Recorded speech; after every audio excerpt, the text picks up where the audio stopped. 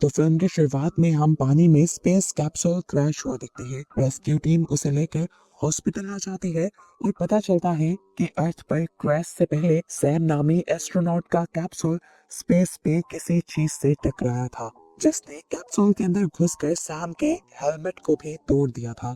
ये कोई मेट्रॉइड हो सकता था या कोई एलियन भी, पर सैम को कुछ याद नहीं था। उसे होश में आते ही चक्कर आ रहे थे, उल्टियां भी आ रही थी और वो हवा में उड़ती चीजों को दिख रही थी। डॉक्टर बताते हैं कि ये स्पेस टूर के साइड इफेक्ट थे और सब नॉर्मल है। उसके हाथ पांव पर चोट आई थी जो जल्द ही रिकवर हो जाती, पर उससे पहले सैम को क्वारंटीन रहना था जब तक कि उन पार्टिकल्स की टेस्ट रिपोर्ट ना मिल जाए जो सैम के सूट और कैप्सूल से मिले थे। एस्ट्रोनॉट्स और साइंटिस्ट जानना चाहते थे क्या उन पार्टिकल्स में किसी किस्म का वायरस तो नहीं था जो सैम के जरिए दुनिया में आ गया। सैम के भी बहुत सारे टेस्ट होते हैं और इतने अरसे बाद स्पेस से वापस आने पर सैम अपनी फैमिली को गले भी नहीं लगा पाती। दिन गुजरते हैं और सैम को उसके मेजर डैड की कस्टडी में एक सेफ हाउस भेज दिया जाता है जहां मीडिया और प्रेस की नजरों से दूर वो अपनी रिकवरी पर ध्यान दे सके। मिशेल उसकी असिस्टेंट उसे बताती है कि कई दिन तक आपको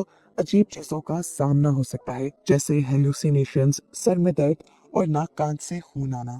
लेकिन जितना जल्दी आप इस सब पर काबू पाएंगी उतनी ही जल्दी नए मिशन के लिए तैयार होंगी। वो कहते हैं कि ज्यादा सिम्टम्स तो डॉक्टर्स को बताने की जरूरत भी नहीं। जो चीज हद से ज्यादा तंग करे बस वही डॉक्टर को बताइएगा।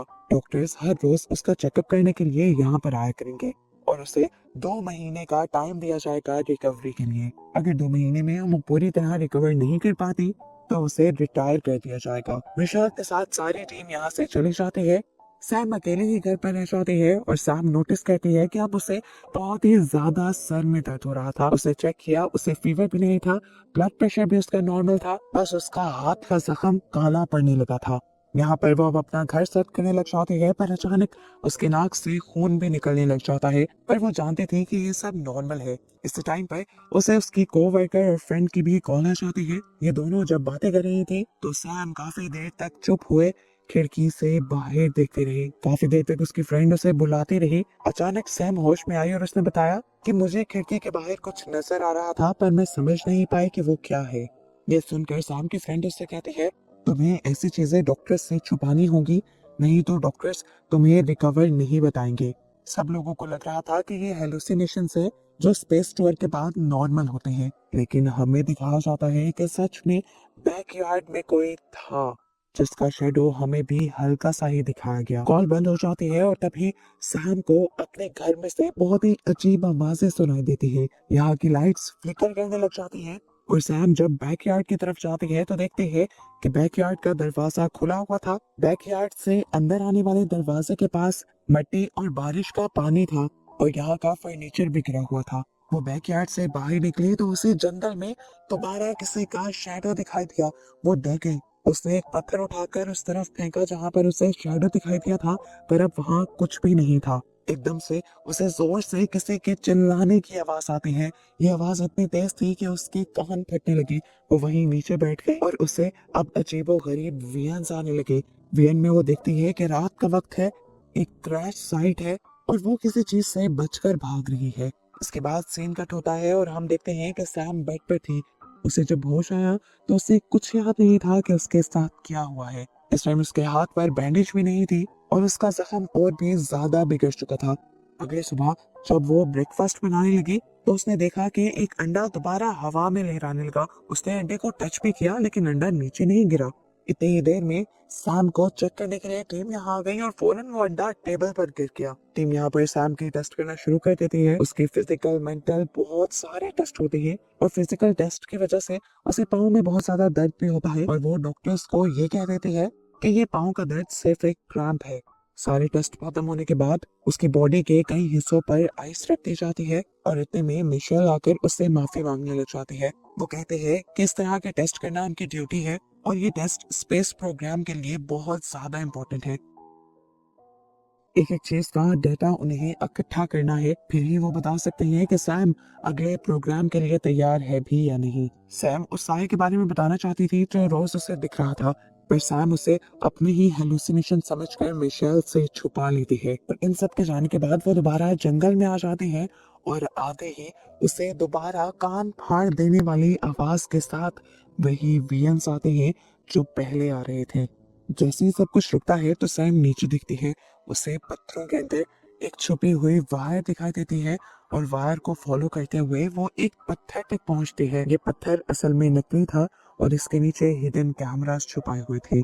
इससे कनेक्टेड उसे ऐसे ही बहुत से और कैमरास भी मिल जाते हैं और वो नोटिस करती है कि इसे जंगल के चारों तरफ उसके घर के इर्द गिर्द लगाया गया था। वो डर कर यहाँ से भागने लगती है तो एक पेड़ से टकरा कर गिर जाती है और बेहोश हो जाती है। उसे होश आया तो वो अपने बेड पर थी। पता चला कि उसके डैड भी उससे मिलने के लिए घर पर आए थे। घर आने पर काफी इंतजार के बावजूद भी जब सैम उन्हें नहीं मिले तो उन्होंने ही सर्च टीम को बुलवा कर सैम को ढूंढा था। उसके डैड उसे लापरवाही के लिए डांटते हैं तो यहाँ पर सैम भी अपने डैड से उन कैमरास के बारे में सवाल कर लेते हैं जो उसने जंगल में देखे थे। उसके डैड पहले तो 1 मिनट के लिए घबरा जाते हैं और फिर उसे सच्चाई बता देते हैं कि असल में ये फैसिलिटी आर्मी की थी। मेजर को नहीं लगता था कि नासा को यह सब बताना जरूरी है कि इस फैसिलिटी के नीचे एक हिडन फैसिलिटी भी है। जो फैसिलिटी यानी वो बंकर्स जंग के वक्त बड़े बड़े लोगों को सेफ रखने में काम आते हैं। यहीं पर हम देखते हैं कि बाहर जितने भी सर्वेलेंस कैमरास लगे हुए थे उनको यहाँ से मॉनिटर किया जा सकता था और इस बंकर के अंदर इंडिपेंडेंट एनर्जी सोर्स भी था, यानी ये बंकर खुद ब खुद अपनी इलेक्ट्रिसिटी भी बना सकता था। मेजर उसे ये भी बताते हैं कि इमरजेंसी की सूरत में ये बंकर्स खुद ब खुद अपने आप को ऑटो लॉक कर लेते हैं ताकि बाहर का खतरा अंदर ना आ सके। लेकिन मेजर को नहीं लगता था कि सैम को ऐसे किसी फंक्शन की जरूरत भी पड़ेगी। ये लोग बंकर साइड से निकलकर ऊपर आ जाते हैं और पीछे से हमें दिखाया जाता है कि जंगल में लगे हुए कैमरास की स्क्रीन ग्लिच कर रही है। सभी लोग अब यहाँ से चले जाते हैं जबकि सैम नोटिस करते हैं कि उसके हाथ पे बना हुआ जख्म और भी ज्यादा बिगड़ चुका था। वो इसकी पिक्चर लेकर अपने डॉक्टर को सेंड कर देती है और डॉक्टर उसे यहाँ पर आइस रखने का मशवरा देती है। रात में सैम जब जकूज़ी में एंजॉय करने के लिए जाते हैं तो एकदम से हवा चलने लगती है। इस हवा में कुछ तो एबनॉर्मल था। अगले सेकंड वो बंद भी हो गई। जंगल से फिर अजीबोगरीब आवाजें सुनाई दी। आवाजें बंद होने के बाद दोबारा हवा चलने लगी। डर कर सैम अब घर के अंदर आ गई। घर के अंदर आने पर घर की लाइट्स पे फिक्र करने लग जाती है और सैम लाइट लेकर यहाँ से बाहर निकल जाती है चेक करने के लिए। पहले बाहर तो उसे कुछ नहीं नजर आया लेकिन जैसे ही वो अंदर आई तब उसे ऐसे लगा कि जैसे गेट के बाहर कोई खड़ा है। वो पीछे मुड़ी तो उसे किसी का साया भी दिखाई दिया। लाइट्स वापस आ गई और सैम डरते हुए उस साए को देखने के लिए बाहर की तरफ बढ़ी। बाहर उसे कुछ भी नहीं दिखता और दोबारा लाइट्स फ्लिकर करने लग जाती हैं। वो डर कर अंदर आ जाते हैं और तभी इस घर का एआई सिस्टम सैम को बताता है कि इस घर में किसी को घुसते हुए महसूस किया गया है, इसीलिए अब यहाँ पर लॉकडाउन लगा दिया गया है। घर के अंदर और बाहर जाने वाले सभी खिड़कियों और दरवाजों के ऊपर एक मेटल शील्ड आ जाती है। सैम अंदर फंस जाती है। वो फौरन हेल्प के लिए अपने डैड को कॉल करने की भी कोशिश करती है पर नेटवर्क अब नहीं आ रहा था। इस टाइम पर दोबारा उसे कान फाड़ देने वाली आवाज सुनाई देती है। वो डर कर नीचे बंकर में जाने का फैसला करती है और बंकर की सीढ़ियों से कोई तेजी से उसके पास से गुजर जाता है। वो डर जाती है और बंकर के एनर्जी सिस्टम को एक्टिवेट करने की कोशिश में लग जाती है लेकिन अब ये भी एक्टिवेट नहीं हो रहा था। वो नोटिस करती है कि बंकर का एक हैंडल खुद ब खुद हिलने लगा था लेकिन जैसे ही उसने फ्लैश लाइट उसके ऊपर की तो वो वहीं रुक गया। अब वो ऊपर आ गई थी। ऊपर आने पर उसने इर्द गिर्द देखा। पहले उसे कुछ दिखाई नहीं दिया। फिर एक जोरदार आहट हुई और डर के उसकी टॉर्च भी गिर गई। उसने टॉर्च उठाई तो विंडो पर उसे एक डरावना हाथ दिखाई दिया। यह किसी मॉन्स्टर का हाथ लग रहा था जिसे देखकर कुछ सेकंड तो सैम बिल्कुल सदमे में चली गई और फिर अपने आप को बचाने के लिए उसने दोबारा बंकर की तरफ जाने का फैसला किया। नीचे जाते ही सबसे पहले वो सर्वेलेंस कैमरा ऑन करती है और जंगल में लगे कैमरास की सीसीटीवी फुटेज में उसे वही क्रिएचर आखिर दिखाई दे देता है जो उसे काफी देर से तंग कर रहा था। देखने में वो समझ गए कि मॉन्स्टर इस दुनिया का नहीं लग रहा, जरूर ये कोई एलियन है। अचानक दोबारा लाइट फ्लिकर करती है और कैमरा के सामने से वो मॉन्स्टर गायब हो जाता है। यहाँ के सर्वेलेंस कैमरास भी ऑफ हो जाते हैं और सैम यहीं पर सो जाती है। सुबह में जैसे ही सैम की आंख खुली वो फौरन ऊपर आई। उसने देखा कि उसके डैड यहाँ आ चुके थे और उन्होंने लॉकडाउन खोल लिया था। सैम ने उन्हें फौरन कंप्लेंट की कि नीचे की जनरेटर्स काम नहीं कर रहे। उसके डैड उसे तसल्ली देते हैं कि हम वो सब देख लेंगे, लेकिन बताओ रात में यहाँ क्या हुआ था। डरी हुई सैम बताती है कि कोई घर के अंदर घुस आया था लेकिन इससे ज्यादा वो कुछ नहीं बता पाती। उसके डैड कहते हैं फिक्र मत करो, मैं सिक्योरिटी कैमरास चेक करके तुम्हें बताता हूँ। यहाँ पर शाम के दोबारा सारे टेस्ट शुरू हो जाते हैं और डॉक्टर आकर उसके हाथ के जख्म को भी देखते हैं जो पहले से कहीं ज्यादा बढ़ गया था। मिशेल इस जख्म को देखकर डर जाती है और फौरन ही एक्सरेज और बाकी टेस्ट के लिए अपॉइंटमेंट सेट कर लेती है। कुछ ही देर में सैम से मिलने के लिए उसकी फैमिली भी आ जाती है और सैम काफी अरसे बाद अपनी बेटी से मिलकर बहुत ज्यादा खुश थी। है अब वो अपने हस्बैंड को बात करने के लिए जंगल में ले जाती है और उसे बताती है कि स्पेस में जाने वाला मेरा मिशन काफी अजीब था। मुझे वहां पर कुछ सिग्नल्स ब्रॉडकास्ट करने थे जिसके जरिए हम एलियंस से कांटेक्ट कर पाए। और तुम्हें पता है रात को कोई घर पर घुस आया था और मैंने मॉन्स्टर्स जैसी क्रिएचर भी कैमरास में देखी है। मुझे लगता है कि मेरे साथ कोई एलियन इस दुनिया में आ गया है। ये लोग अभी बातें ही कर रहे थे कि सैम को वापस घर पर बुला लिया जाता है। सीसीटीवी फुटेज चेक होती है। जिस टाइम की सैम कंप्लेन कर रहे थे उस टाइम की फुटेजेस जब देखी जाती है तो वहाँ पर कोई मॉन्स्टर दिखाई नहीं देता, बस स्क्रीन फ्लिकर होती है। ये देखकर सैम बहुत ज्यादा हैरान हो जाती है और उसके डैड उसे कहते हैं मुझे लगता है कि तुम्हें हेलुसिनेशंस हो रही है, तुम्हें इन हेलुसिनेशंस को अपने ऊपर ज्यादा हावी नहीं करना चाहिए। इस तरह तो तुम अगले मिशन के लिए तैयार नहीं हो पाओगी।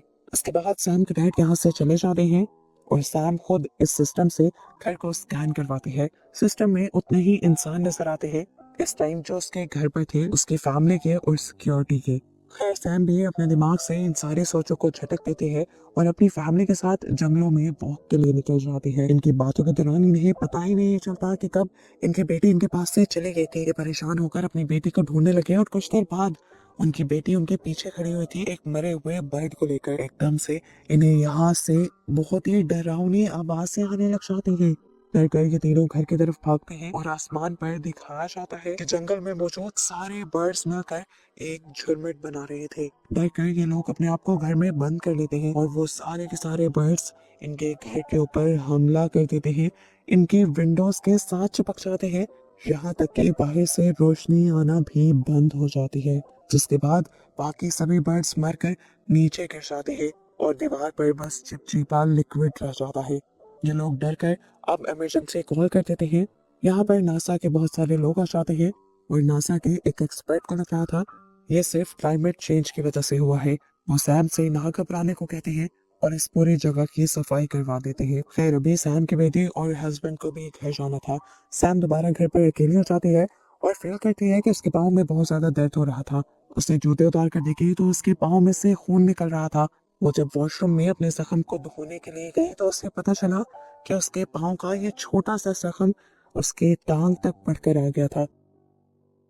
जैसे ही वो अपने पाँव को हाथ लगाती है तो उसका नील उतर कर उसके हाथ में आ जाता है और दर्द से वो बुरी तरह चिल्ला देती है। इसके बाद उसके हाथ के जख्म में भी दर्द होने लग जाता है और वो अपने हाथ पर भी आइस रख लेती है और रात में उसे दोबारा अजीबोगरीब आवाजें सुनाई देने लग जाती है।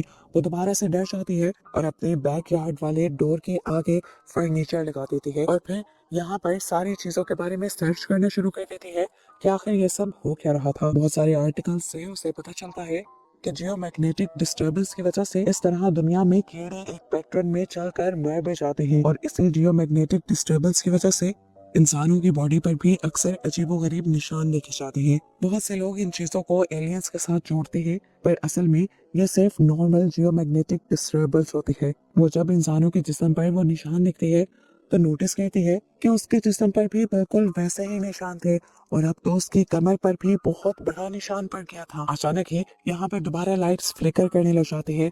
उसे महसूस होता है कि अब उसके घर के बाहर कोई है। वो इमरजेंसी अलार्म्स बजा देती है और फौरन नीचे बंकर्स की तरफ भाग जाती है। वो कॉल करके अपनी मदद को लाने की कोशिश ही कर रही थी कि एकदम से यहाँ पर लॉकडाउन होना शुरू हो जाता है और एआई वॉइस बताती है कि किसी ने दोबारा उसके इस घर में घुसने की कोशिश की है। यहाँ पर सैम जिस टाइम बंकर के पास जा रही थी उसे दोबारा वही डरावनी आवाज सुनाई देती है।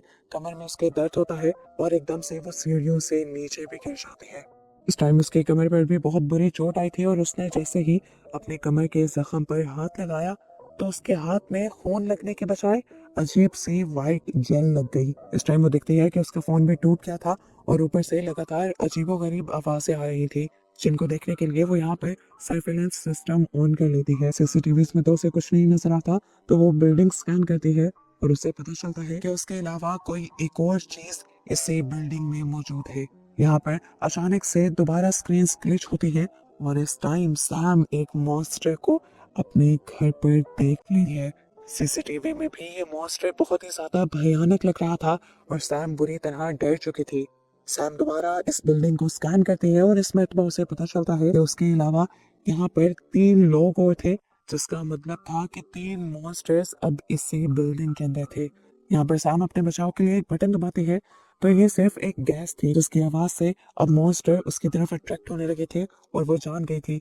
छुपने के लिए वो यहाँ किचन में आकर एक कबर्ड के पीछे चली जाती है, जबकि उसी टाइम उसे ओवन के रिफ्लेक्शन में वो भयानक मॉन्स्टर दिखाई देता है।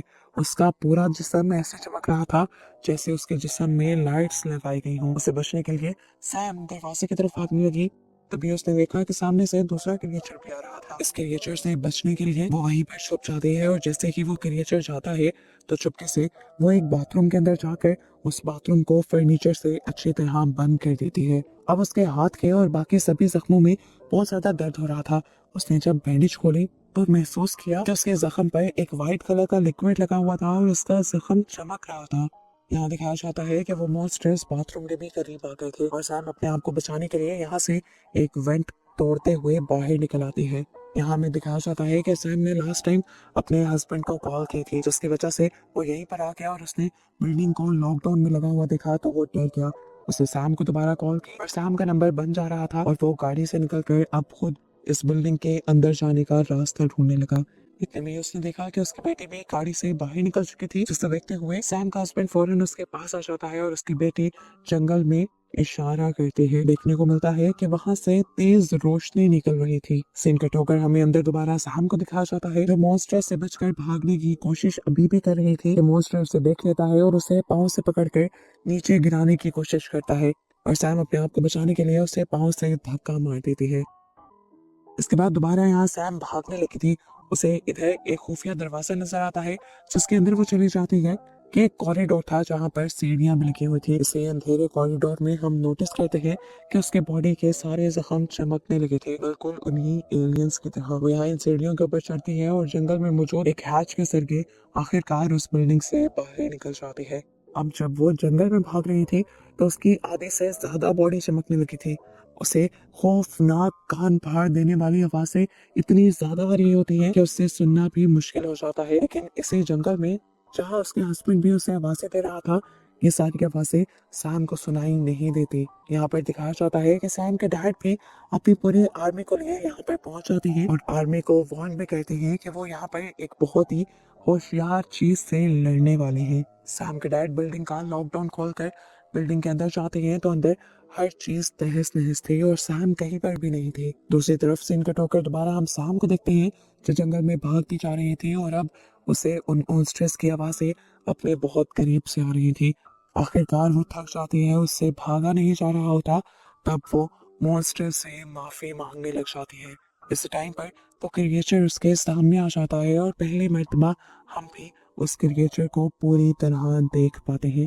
वो क्रिएचर प्यार से उसके मुंह को ऊपर करता है और अपनी लैंग्वेज में उससे पूछता है कि क्या तुम मुझे समझ पा रही हो। हैरान कौन बात थी, सैम उससे समझ पा रही थी। इतनी देर में यहाँ पर एक और क्रिएचर भी आ जाता है जो सैम से कहता है कि हमें तुम्हारी बहुत कमी फील होती थी। सैम बहुत ज्यादा चौंक जाती है और उससे पूछती है तुम कौन हो और मैं तुम्हारे साथ कब रही हूँ। यहाँ पर ये मॉन्स्टर्स एक बहुत बड़ा सा चेयर रिवील करते हैं कि सैम उन्हीं की फैमिली थी। सैम को यकीन नहीं आ रहा था। उसे लगता है कि ये मॉन्स्टर्स झूठ बोल रहे हैं, तो इसीलिए वो मॉन्स्टर उसके माथे के साथ अपना माथा छोड़ता है और सैम को सारी पुरानी यादें वापस आ जाती है। वो दिखती है कि वो अपनी पूरी फैमिली के साथ इस अर्थ पर रिसर्च करने के लिए आए थे, लेकिन जल्द ही अर्थ की आर्मी ने उन्हें पकड़ना शुरू कर दिया। भगदड़ में सारे एलियंस बचकर यहाँ से भाग गए, लेकिन सैम यहीं पर रह गए और उसने एक डिवाइस के जरिए अपने आप को इंसान में बदल लिया ताकि कोई उसे नुकसान ना पहुंचा सके। जिस टाइम सैम के डैड ने उसे देखा वो उन्हें एक बेचारी बच्ची लगी और उसी दिन उन्होंने उसे अडॉप्ट कर लिया। एलियंस उसे बताते हैं कि हमने कभी भी तुम्हारी तलाश खत्म नहीं की थी, हम अक्सर यहाँ पर आते रहते थे पर तुम हमें कभी नहीं मिली। यहाँ पर सैम को यह भी पता चलता है कि जिन्होंने इसके कैप्सूल को क्रैश करवाया था वो भी कोई और नहीं बल्कि ये एलियन ही थे। ये एलियन जानते थे कि कुछ सालों बाद सैम दोबारा अपनी असली हालत में आ जाएगी और उससे पहले ये लोग उसे यहाँ से ले जाना चाहते थे। वो ये सारी बातें जानकर अभी होश में आते ही है तो देखते हैं कि चारों तरफ से सोल्जर्स ने उन्हें घेरा हुआ है। यहाँ पर उसके डैड, उसके बेटी और उसके हस्बैंड भी आए हुए हैं। उसकी बेटी हैरान होकर उसे देख रही होती है तो सैम उसे कहती है, मेरे पास आओ, इनसे मत डरो, ये तुम्हें कुछ नहीं कहेंगे। अब यहाँ पर एक और बहुत बड़ा ट्विस्ट ये पता चलता है कि ये सारी हकीकत जो अभी अभी सैम को पता चली थी, सैम के डैड को ये सब कुछ पहले ही पता था। उन्होंने तो एक प्लान के तहत सैम को अडॉप्ट किया था ताकि प्रमोशन हासिल करने के लिए वो सभी एलियंस को पकड़कर यूएफओ और नासा को दे दे। अभी भी वो सारे एलियंस को यही करने को कहते हैं और इतनी देर में सैम की बॉडी भी पूरी तरह बदल जाती है। सैम के हस्बैंड को सैम के डैड पर बहुत ज्यादा गुस्सा आता है और वो उनसे लड़ने लग जाते हैं। लड़ते हुए वो सैम से कहता है कि तुम अपनी फैमिली को लेकर यहाँ से भाग जाओ, बाकी सब मैं संभाल लूंगा। सैम के डैड अपनी आर्मी को ऑर्डर नहीं दे पाते उन्हें पकड़ने का और इस तरह सैम और उसकी पूरी एलियन फैमिली अपनी स्पेसशिप में बैठकर उसे उड़ाकर यहाँ से ले जाती है। सैम के डैड का प्लान फेल हो जाता है। आखिर सैम को अपनी मंजिल और फैमिली मिल जाती है और उन्हें चाहता दिखाते